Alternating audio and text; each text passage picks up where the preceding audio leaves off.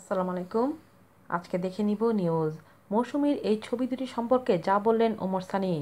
বাংলাদেশ চলচ্চিত্রের জনপ্রিয় অভিনেত্রী মৌসুমীর দুটি ছবি। বাংলায় একটা কথা আছে, কথাটি হচ্ছে ছবি কথা বলে।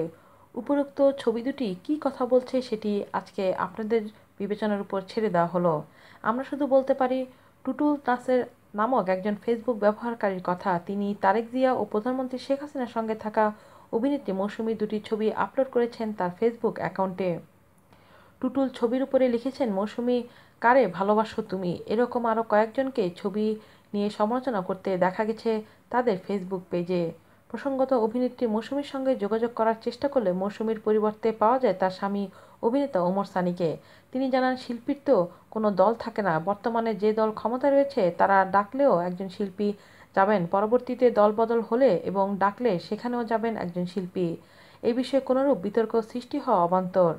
আজ এ পর্যন্তই। ভালো থাকবেন। আল্লাহ হাফেজ।